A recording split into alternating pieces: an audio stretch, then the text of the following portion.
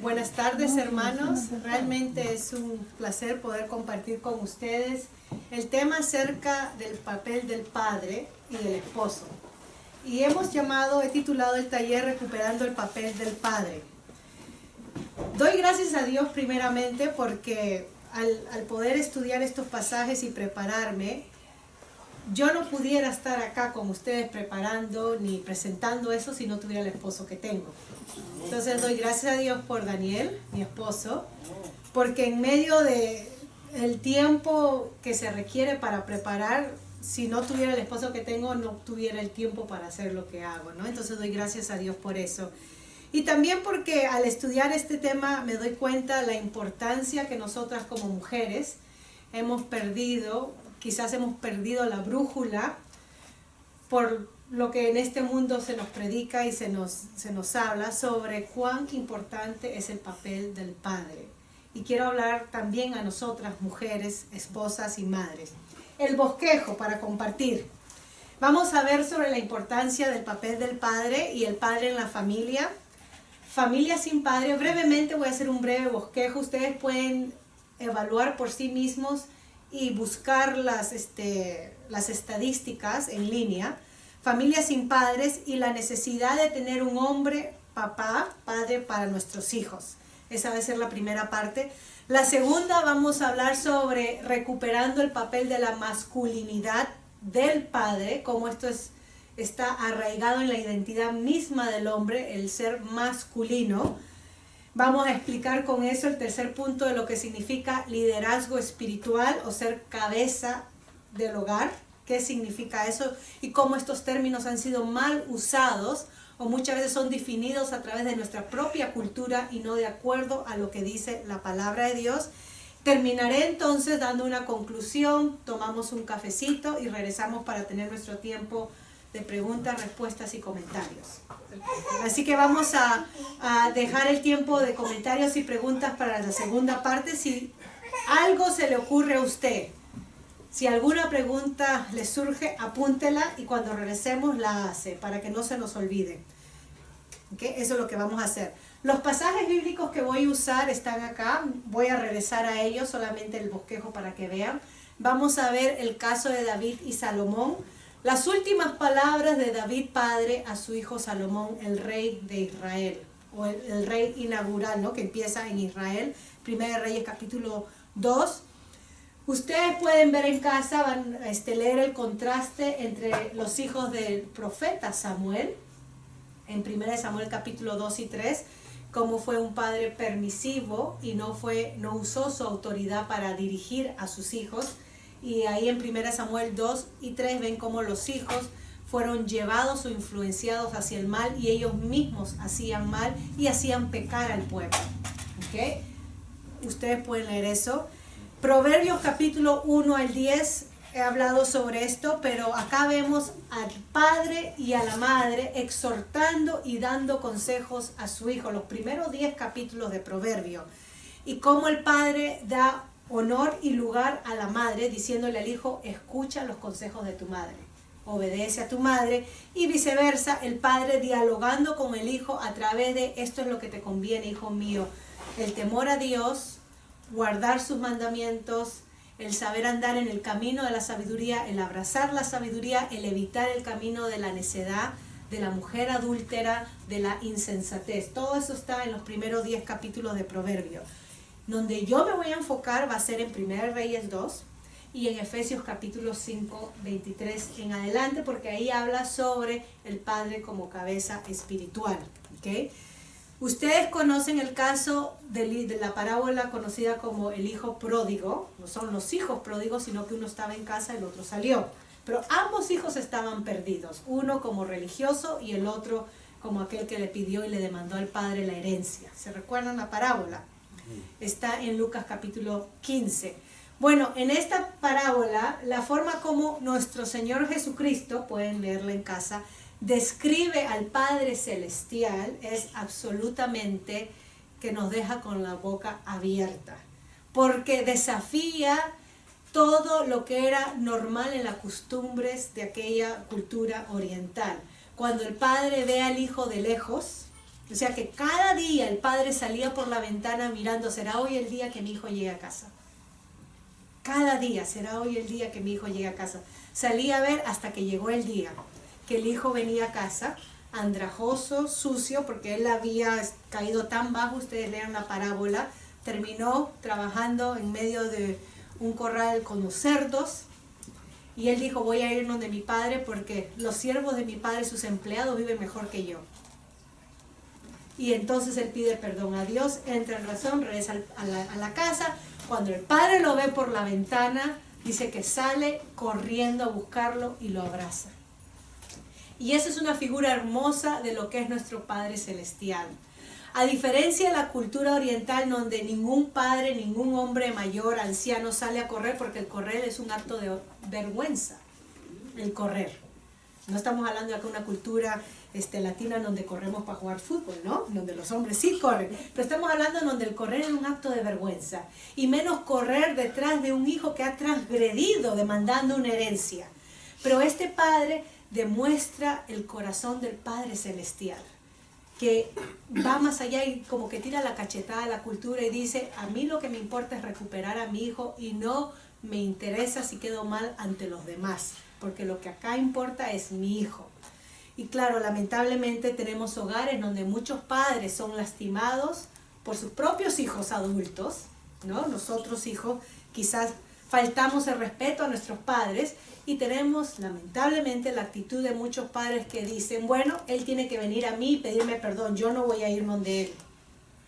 Él es mi hijo, que él se humille, que él pida. Pero acá en esta parábola vemos totalmente lo opuesto. Al ver a su hijo, él sale, lo abraza y le da el lugar de honor de hijo. Ni lo dejó hablar. Es una parábola hermosa. Ok, ¿cuán importante es el padre en la familia? Brevemente, un poco de historia, ¿ok? Porque según el siglo XX, eso es un poco de lo que encontramos en las noticias en este siglo XX. El rol del padre, el papel del padre ha venido cambiando en la historia. La familia ha venido cambiando en la historia, lo que es una familia. La autoridad del padre comenzó a menguar, comenzó a bajar con la influencia, ¿ok? Comenzó a tener menos influencia en el hogar y comenzó a verse un padre, es buen padre si provee a la casa. Solamente definido así en términos de dinero. Si el hombre da plata para la casa es un buen padre, lo demás no cuenta, lamentablemente, ¿ok? Y la influencia entonces ha bajado. Con esto también disminuye el rol del padre en los hijos. Y en el campo de la psicología, según las investigaciones, tampoco dieron importancia, las investigaciones de la psicología, al rol o a lo que es lo significante que debe de ser el rol del padre y la influencia en el crecimiento de los hijos. Los padres hombres fueron vistos igual, cuando me digo padre me estoy refiriendo a los hombres, igual influencia que los amigos, igual influencia a la escuela, fue visto como una influencia común, ¿ok? Y según estas investigaciones, los padres solamente impactaban la vida de sus hijos si la madre se los permitía. O sea que todo caía sobre las madres. Cuando hablo sobre los padres, padres amorosos tengo ahí, queremos decir que los padres amorosos, y ya vamos a definir, impactan el bienestar de sus hijos, ¿ok? Y hoy en día hay investigaciones que confirman lo importante del papel del padre para la familia y para la sociedad. Van a ver por qué. Los padres que se involucran desde el nacimiento de sus hijos. Los padres que se involucran desde que la mamá está gestando y le comienzan a hablar al bebé en la barriga, tocar, sobar, etc. Esos padres, según las investigaciones, dan más seguridad emocional a sus hijos. Dan más confianza a los hijos para que exploren su medio ambiente y no sean niños tímidos.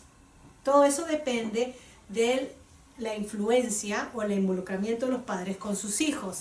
¿Okay? Y los niños crecen con mejor conexión social.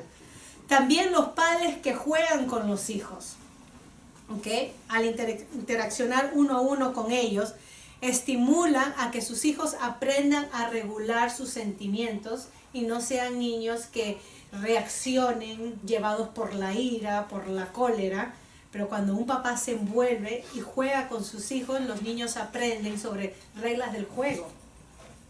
¿Qué es tosquedad? ¿Qué no es tosquedad? ¿Cuándo duele? ¿Cuándo ya? Papá, ya me duele, no más. Los niños aprenden y aprenden a regularse, a autorregularse. Según las investigaciones, los padres que se involucran, o sea, que cuidan a sus hijos, producen mejores logros académicos en sus hijos, los niños, y se extiende hasta la adolescencia y madurez. ¿Okay? Y todos estos estudios ustedes lo pueden encontrar en la referencia que tengo acá. Entonces, según la ciencia, en 1960 solamente el 10% de los hogares crecían sin un padre. Hoy en día es cerca del 50% de los hogares que crecen sin un padre. ¿Okay? Pareciera como que si a muchas personas, especialmente madres solteras, se convencen que yo no necesito un hombre a mi lado para criar a mis hijos. Y vamos a ver, la ciencia nos dice, los estudios nos dicen que eso es mentira. Sí necesitamos del hombre, del padre al lado, de un padre al lado, para criar a nuestros hijos, y vamos a ver cómo esto es bíblico. ¿Okay? Un hogar necesita ambos, papá y mamá, porque ambos son la base de la familia y ambos también forman para la salud emocional de los hijos. Los hijos sin padres son más propensos en vivir en pobreza, no solamente física, pero emocional o económica hablando. Los hijos sin padres, los hijos con padres tienen mejor rendimiento escolar. ¿Okay? Los hijos sin padres son más propensos a ir a las cárceles cuando son jóvenes. Hijos con padres son menos propensos a usar drogas, alcohol o ver pornografía.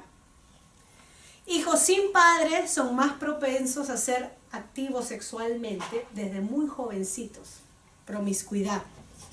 Los padres tienen una influencia y según los estudios doble que la mujer cuando se trata en cosas de actividad sexual. Si queremos saber o queremos influenciar que nuestros hijos, digamos, vinimos de un contexto cristiano, se mantengan puros, sean hombres o mujeres, hasta el matrimonio, eso va a depender doblemente del padre. Como él transmite a sus hijos lo que es pureza, lo que es cuidarse los ojos de ver cualquier cosa que los estimule sexualmente, en regularse, etc. Doblemente cae el peso sobre el padre, según la ciencia. Los hijos sin padres son 7 veces más propensos a embarazarse o a embarazar a alguien. 7 veces más propensos. Hijos sin padres son más propensos a ser obesos. También involucra el factor psicológico en la alimentación. Algo interesante.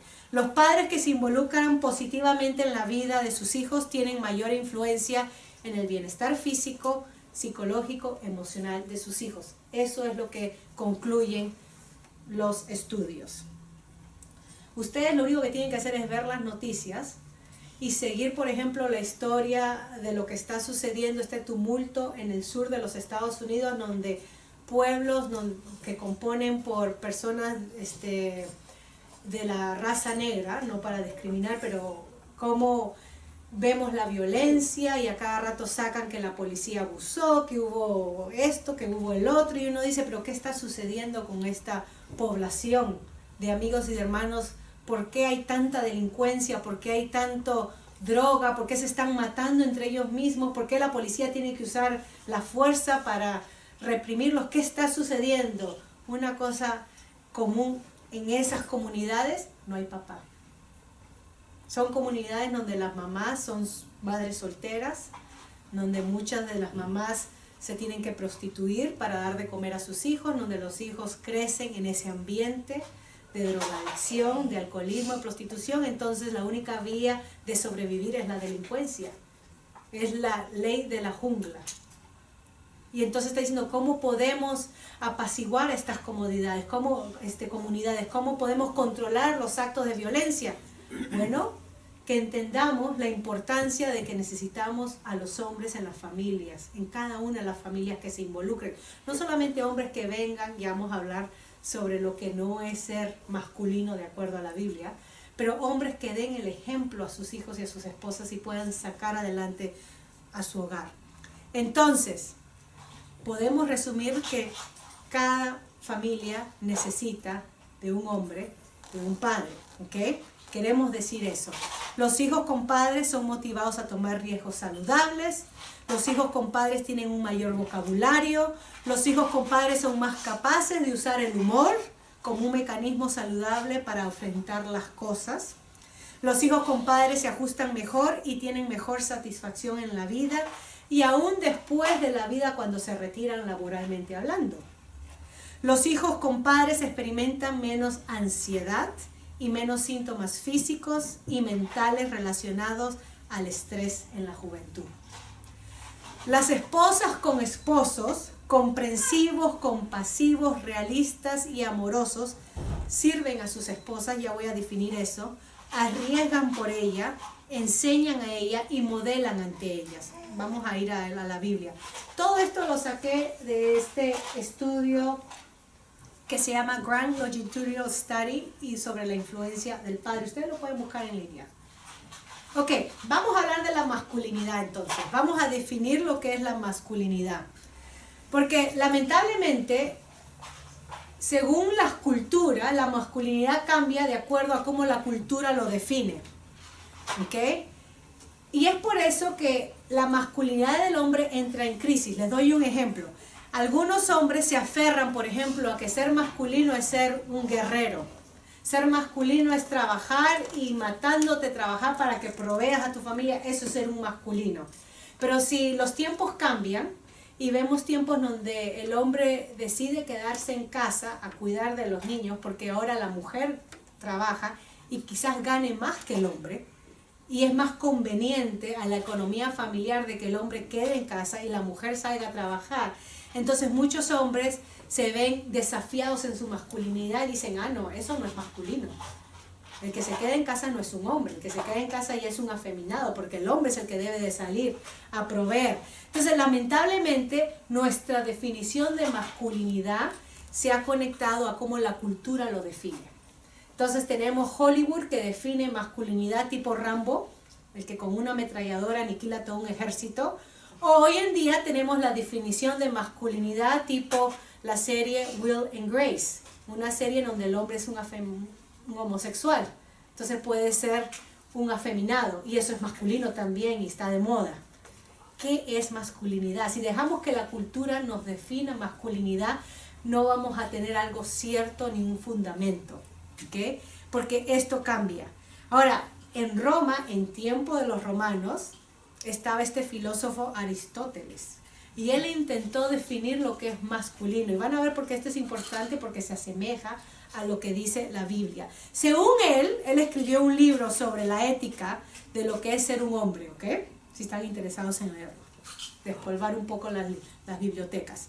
Pero Aristóteles creía que el propósito del hombre es tomar acción guiada por el pensamiento racional, o sea, es actuar racionalmente, ¿ok? No, ahí no hay nada, ¿no? Que nosotros digamos un momentito, que lo llevaría a la excelencia en el aspecto de su vida. O sea que él dijo que ser hombre significa ser el mejor hombre que pueda ser. ¿En qué? En tener fortaleza masculina, vivir una vida con valentía, templanza, industria, ser trabajador, adaptación, responsabilidad, saber controlarte, ¿no? Tener integridad, sacrificios y entender tus obligaciones. Eso es ser un hombre, como lo define. ¿Ok? Ahora, estas virtudes quizás podemos decir son buenas y deben de ser deseadas, ¿no? Pero muchas veces quedamos estancada, el hombre queda estancada en alguna situación, porque el hombre, por ejemplo, un soldado que está acostumbrado a combatir, cuando deja de ser soldado, pierde su masculinidad. Un hombre que está acostumbrado a trabajar y a proveer a su familia, enferma, deja de trabajar, ahora necesita cuidados porque está enfermo, pierde su masculinidad. Hay dos maneras de definir masculinidad. Uno es opuesto a feminidad. ¿Estamos de acuerdo? Masculino es ser opuesto a femenino. Y dos es opuesto a niñez. ¿Ok? Entonces, tenemos que tener cuidado con la masculinidad superficial. cuando los hombres se preocupan por características externas, ¿no? Externas a nosotros, y si estas son disfrutadas por las mujeres, entonces ya no es masculino. Muchas veces los hombres temen ser contagiados, no tildados de afeminados, porque hay mujeres que les gusta esa misma actividad. Características superficiales. La masculinidad, cuando decimos que es opuesto a la niñez, estamos hablando que debe de ser algo, la masculinidad debe de preocuparse por valores internos. Acá voy a definir, por ejemplo, un niño es egoísta, tímido, dependiente de mamá, de papá. Un hombre debe ser corajudo, audaz, respetable, independiente, listo para servir, para actuar, y no que dependa de mamita o de la esposita, ¿no?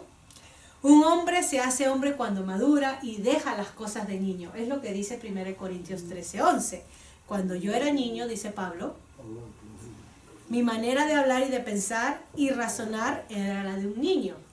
Pero cuando llegué a ser hombre, dejé atrás las cuestiones típicas de un niño. Y acá estamos diciendo que ambos sexos, tanto los hombres como las mujeres, deben de esforzarse en las virtudes que nos presenta la Biblia. Pero la mujer busca esas virtudes como mujer, como femenina, y el hombre como masculino. Según el doctor Waller, él habla sobre los sexos y él lo describe así. Son como dos instrumentos musicales. Podemos tener el piano y podemos tener el violín. Y ambos pueden tocar la misma nota, la misma pieza musical, pero no suenan igual. Son diferentes. Y aunque no seamos músicos, percibimos la diferencia, sabemos, así es el piano, así es el violín. Así es con el hombre y con la mujer. Ambos podemos trabajar, ser de lo mismo, ser corajudos, ser valerosos, valernos por nosotros mismos. Ambos criar a nuestros hijos de la misma manera, pero la manera como lo hace el hombre es totalmente diferente a cómo lo hace una mujer. Y eso depende de las características internas que Dios ha dado a cada sexo. Y eso es lo que queremos fomentar.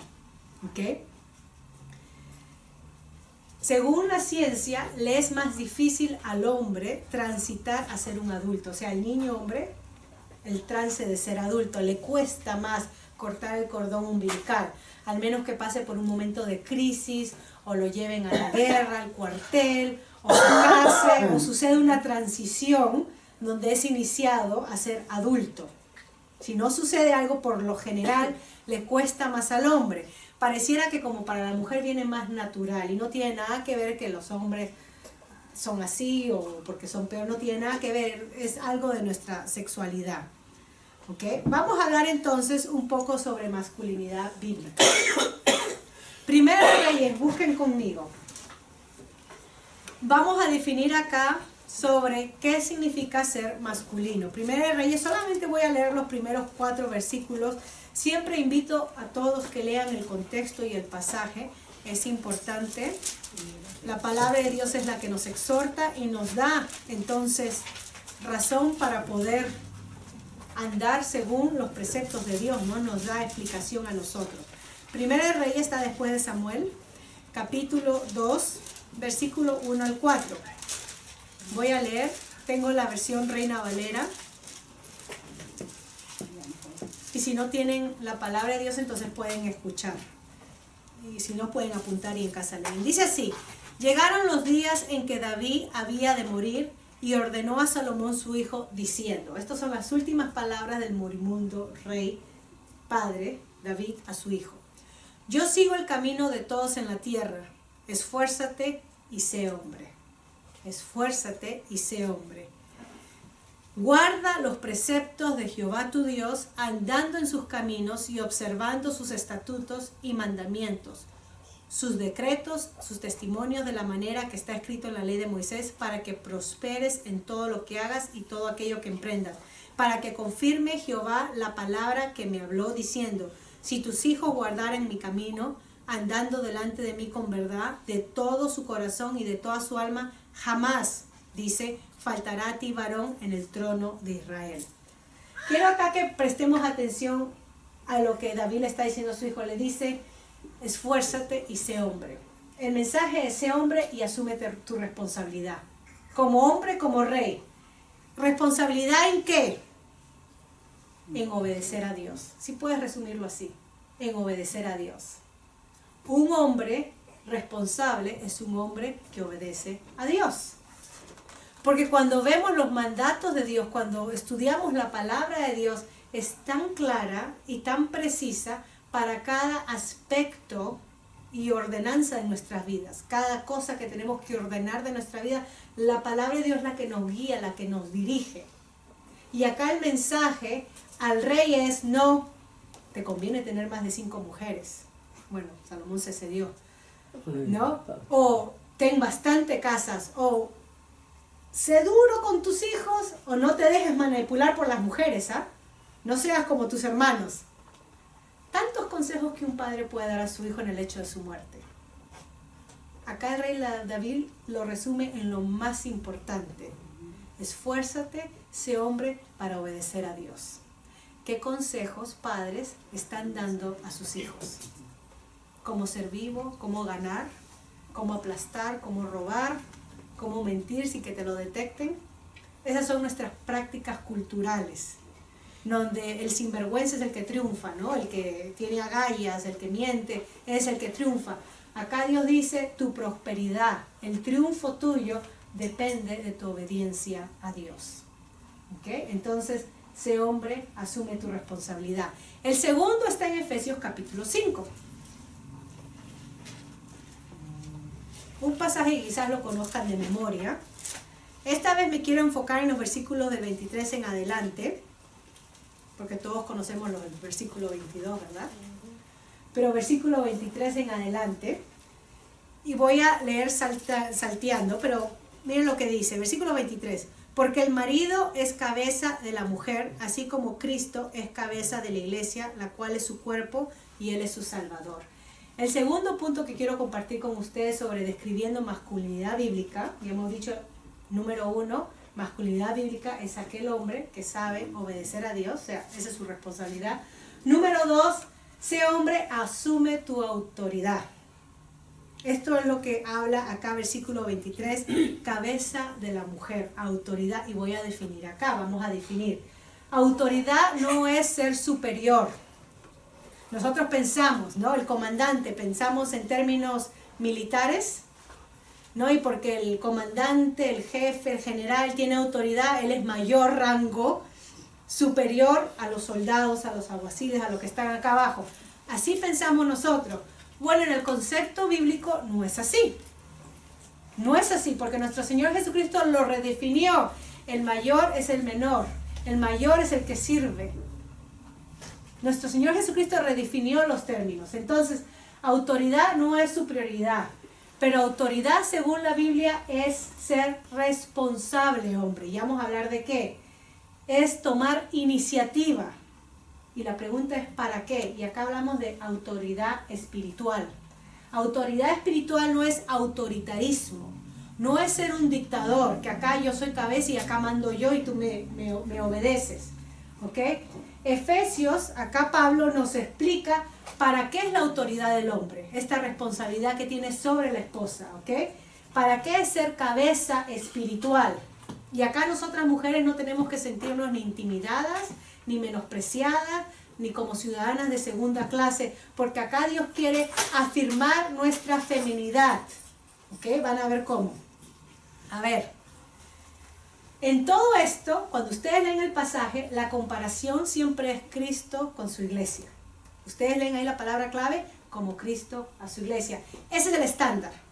¿Okay? Acá no está diciendo, hombre, tú eres cabeza como tu papá es cabeza. O como el emperador es cabeza, como Cristo. Ese es nuestro estándar. Ese es el estándar de los hombres. Entonces ahí desafía todo concepto de autoridad que podamos tener de las figuras del mundo, ¿ok? Cristo es el estándar, hombres. Ahora, someter. La palabra someter simplemente significa ponte debajo de la autoridad. Es como un paraguas. Si un paraguas, yo abro acá un paraguas, y el paraguas es la autoridad, someter significa me pongo debajo del paraguas. ¿Ok? Eso es lo que significa someter, poniéndome debajo de la autoridad. Y está hablando de un orden y una función. El propósito, ¿para qué Dios le hace que el hombre sea cabeza espiritual y que la mujer se ponga debajo de esa autoridad, se someta? El propósito es completar la unidad. Cuando la iglesia se somete a Cristo, Cristo forja en la iglesia el carácter de él y la hace bella y santa. Cuando la mujer se somete bajo la autoridad de su marido, es para que sean uno solo. Por eso que Pablo apela a Génesis 2:24, el pasaje que dice que el hombre deja padre y madre, cosa total opuesto a la cultura del Medio Oriente y a la cultura de hoy en día. Cuando los hogares del Medio Oriente, hoy en día también hablando, cuando tenían un varón se alegraban porque sabían que no iban a perder a su hijo quedaba viviendo en la casa del padre. Muchos países del Medio Oriente practican eso, entonces los hombres se casan, traen a la mujer a vivir a casa del padre. Y si son 4 hombres, una familia de 4 hombres como la mía, los 4 hombres terminan viviendo bajo la casa debajo de la casa del padre con sus mujeres bajo la autoridad del patriarca, del padre. Cuando era mujer, la mujer se casa, se va a vivir a la casa del suegro. Por eso que no celebraban mucho el nacimiento de mujeres, porque perdían mano trabajadora que aporte al hogar. En cambio, con los hombres, crecía la familia y crecía la aportación al hogar y el sentido de honorabilidad y autoridad. Es como la cultura lo veía antiguamente y como lo ve.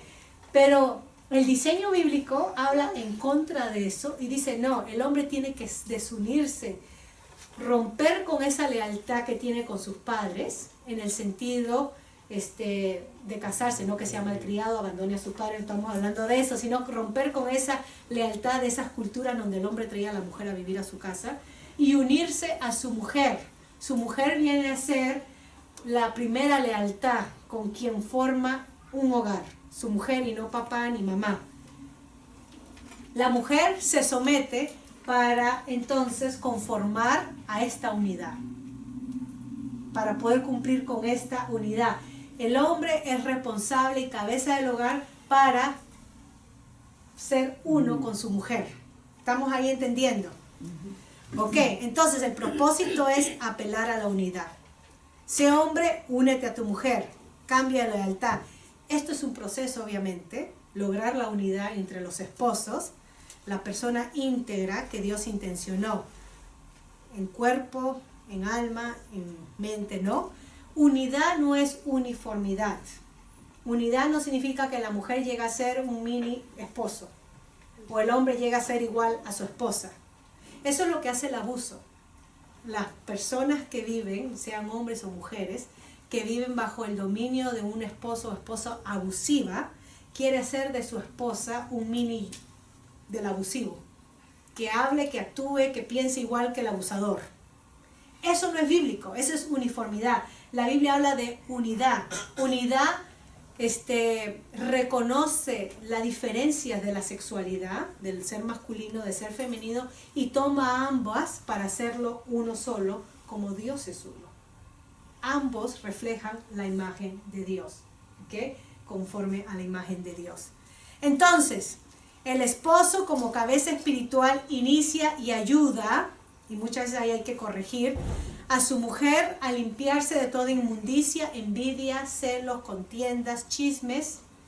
Y si no apoya, es pasivo, tolerante, cualquier cosa que ataca la integridad de la humanidad de su mujer, ataca la integridad de la humanidad. Quizás ustedes tengan preguntas que hacer sobre eso más adelante. Pero el unirse a su esposa es cumplir con el modelo del matrimonio. Es por eso que el hombre es cabeza, es responsable en eso y la mujer debe dejarse dirigir en eso hablando, ¿ok? En la unidad. Apoyar las cosas que van contraria a Dios no es amor, pero pecado. ¿Ok? Eso es muy importante porque muchas personas piensan que entonces me someto, pero mi esposo está haciendo, diciendo o haciendo cosas que no van de acuerdo a Dios, pero él dice que me someta. Dios nos ha dado raciocinio. Apoyar las cosas que van contraria a Dios no es amor, es pecado. Es caer en el mismo pecado que cayó Adán, hombres, cuando escuchamos y en un sentido nos dejamos llevar mal por la influencia mala de las esposas. No debe de ser así, ¿ok? Adán fue pasivo y para que su mujer no se ofenda o no se sienta rechazada, mejor cómete la fruta. ¿no? Se comió la fruta. Entonces, estamos hablando de ser cabeza espiritual. El propósito de ser cabeza espiritual es completar la unidad. ¿Cómo se completa la unidad? La actitud de la mujer es déjate dirigir, es sométete, ponte bajo esa autoridad. Y el esposo es ser cabeza espiritual, eso es parte, y acá es muy importante que me escuchen. ¿Por qué Dios dio al hombre para que sea cabeza espiritual? Porque eso está arraigado en su masculinidad. Es parte de su masculinidad. Y es por eso que la mujer no puede serlo. Entonces nosotros tenemos, mujeres, que ayudarlo a que nuestro esposo florezca en eso y no reprimirlo ni usurparlo. Y quizás en nuestro tiempo de preguntas y comentarios hablemos más sobre esto. ¿Okay? Quizás nosotros digamos, pero mi marido no es el hombre de Dios. Es carnal, es bruto, es malcriado, habla malas palabras, es tosco con los niños, es un hipócrita, porque en la iglesia se porta así, pero en la casa se porta así, y tengamos una lista de quejas, ¿no? Mujeres. Pero acá la palabra del Señor nos habla a nosotros y no nos dice, lamentablemente Pablo no nos dice, mujeres sométanse solamente cuando sus maridos se porten bien y estén andando en los caminos del Señor. No nos da más descripción, simplemente nos dice, mujeres a sus maridos. Y de ahí va con la responsabilidad de ser cabeza del marido. Entonces nosotras como mujeres tenemos que ayudar, orando y con nuestra conducta, según 1 de Pedro capítulo 3, 5 y al 6, a nuestros maridos, sometiéndonos porque es Dios el que hace el trabajo. Hay que respetar la masculinidad de nuestro esposo, hay que respetar que es cabeza espiritual. ¿Ok? Ahora, autoridad espiritual no es machismo. Acá es donde la cultura redefine los términos. ¿Ok? Es dirigir en lo que Dios ha puesto en la misma naturaleza del hombre. Para que el hombre sea hombre, tiene que ser cabeza del hogar. Porque si no es un ataque contra su propia masculinidad. Eso es lo que la Biblia nos dice. Autoridad espiritual es cargar con el peso de la responsabilidad que Dios le ha dado. ¿Okay? Autoridad espiritual es dejar que el hombre cumpla con su papel, es llenar su función masculina al que fue diseñado. Porque según Efesios 5:25, ahora nos describe Pablo, gracias a Dios por eso, que la autoridad que tiene el marido es para esto. Y esto va totalmente en contra de cualquier cultura y aún la religión, hay la religión, por ejemplo, la religión musulmana, totalmente opuesto a esto. Porque en la religión musulmana, después le puedo leer, habla que la autoridad del hombre es para doblegar, para subyugar, para pisotear, para pegar, para dominar a la mujer. Así está en el libro sagrado de ellos. Que el hombre es superior que la mujer. Que el testimonio de dos mujeres es igual al testimonio de un hombre. Eso es lo que enseña esa religión. En la Biblia es totalmente opuesto. Entonces, 5:25 de Efesios leo: maridos, amar a vuestras mujeres, así como Cristo amó a la iglesia y se entregó a sí mismo por ellas. Maridos, esta es la autoridad que tienen. Amen a sus esposas. Nuevamente, el estándar es Cristo. Ese es el estándar de comparación.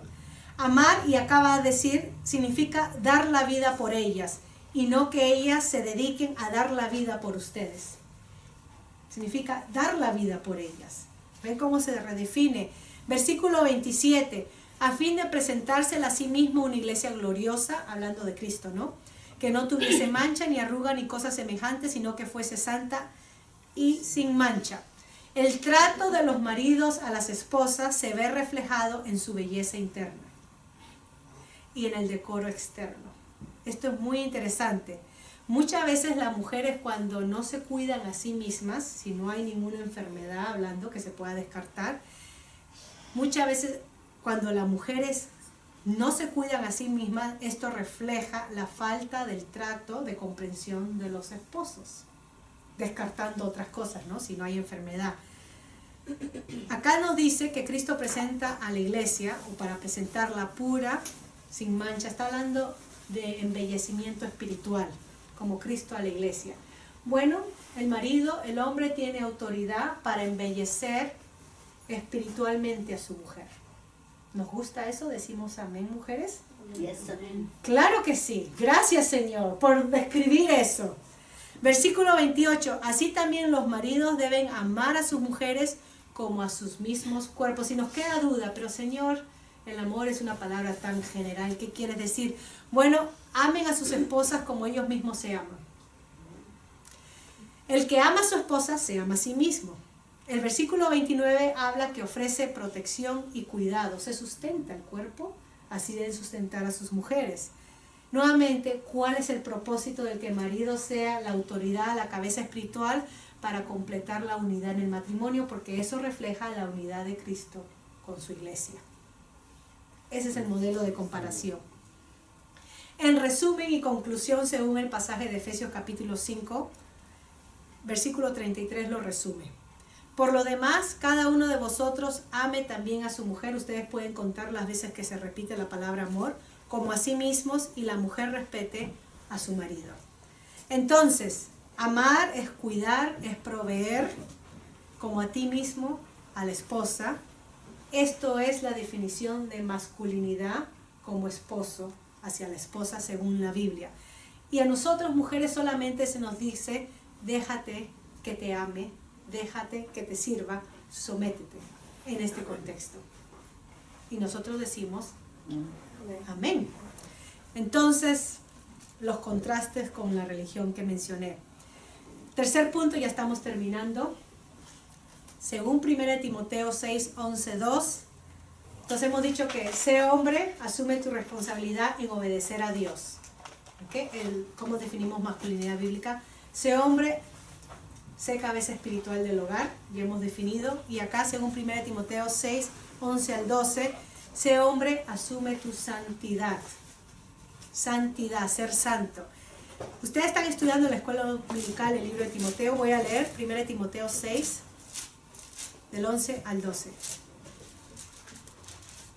Dice así: mas tú, oh hombre de Dios, se usa esa palabra, huye de estas cosas. Esto es lo que es ser un hombre según Dios, ¿ok? No según la cultura latinoamericana. Sigue la justicia, la piedad, la fe, el amor, la paciencia, la mansedumbre. Pelea la buena batalla de la fe, echa mano de la vida eterna, la cual asimismo fuiste llamado, habiendo hecho a la buena profesión delante de muchos testigos. Nosotros en nuestra cultura decimos a nuestros hijos, mas tú sé hombre, ten muchas mujeres, muchas novias, ven cuando te da la gana a la casa, vete a emborracharte con tus amigos o trabaja mucho, haz mucha plata, y definimos entonces la masculinidad según nuestra cultura. Es así como la Biblia lo define. Estamos hablando de carácter santo, ¿okay? El ser hombre asume tu santidad. Santidad masculina, ser hombre de Dios. Acá se nos está diciendo cómo ser un hombre de Dios y también una mujer de Dios, porque hay pasajes que podemos poner como paralelos. Pero ¿cómo ser un hombre de Dios? Busca la justicia, la piedad, la fe, el amor. 1 Corintios 13.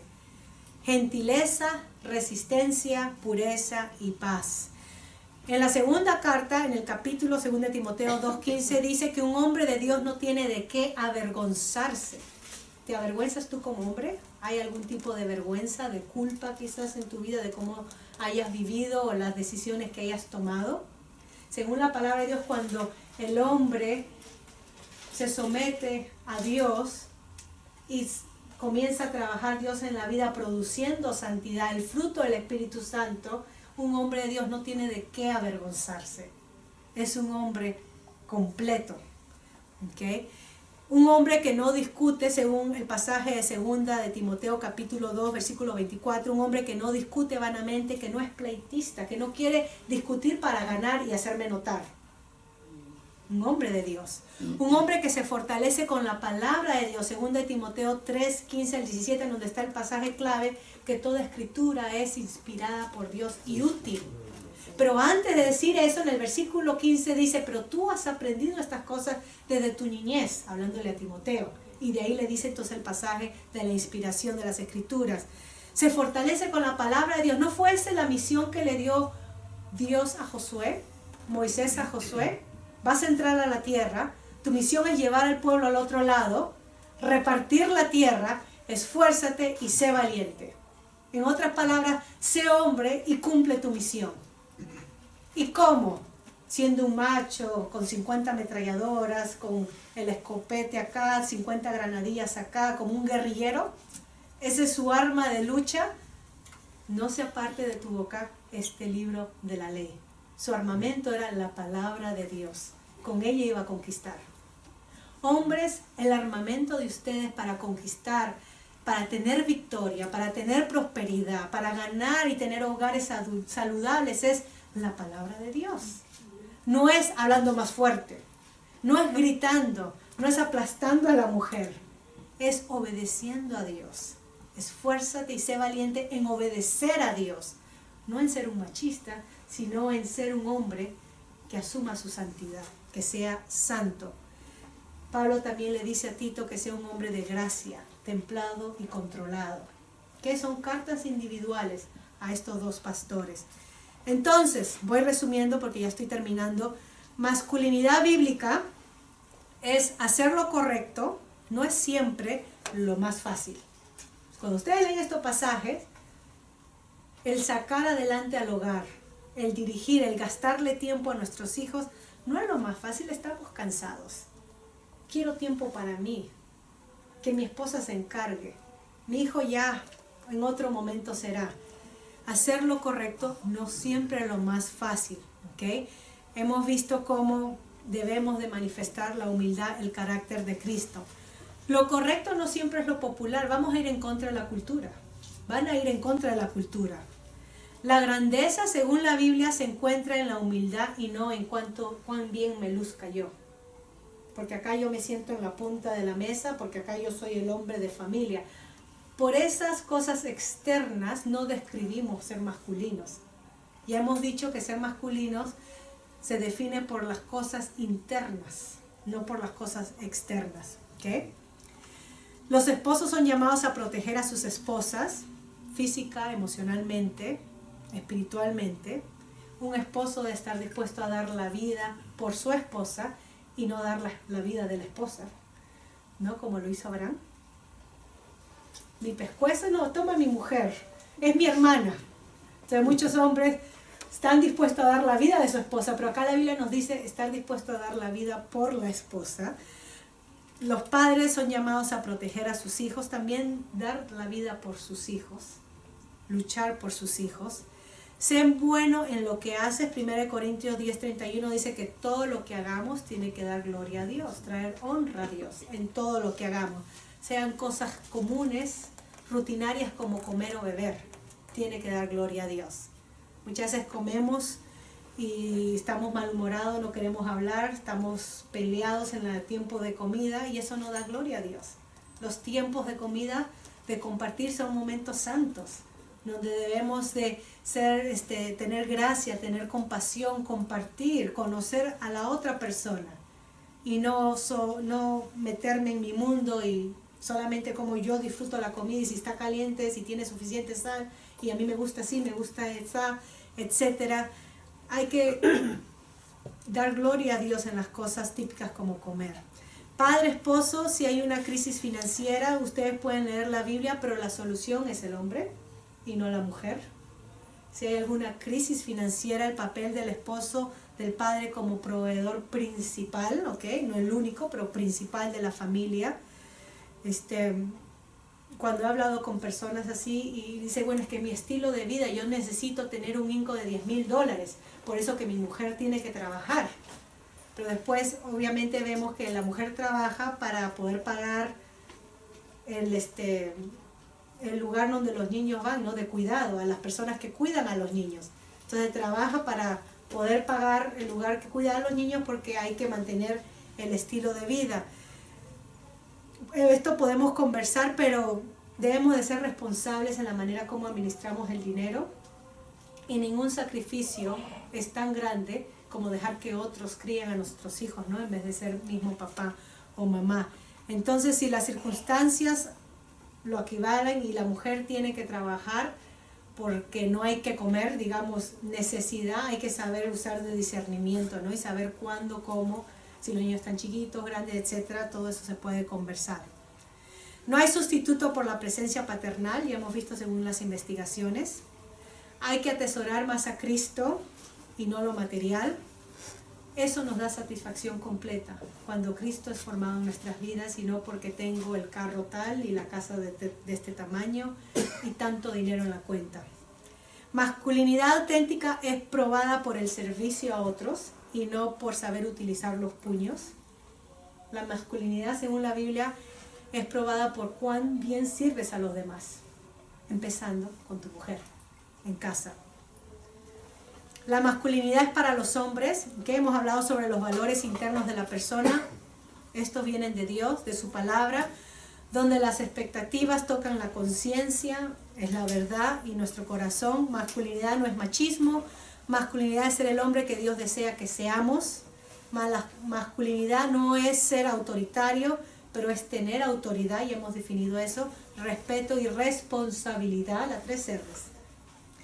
La masculinidad es ser cabeza espiritual del hogar para dirigir a esta unidad en que Dios ha llamado a la familia, a la pareja.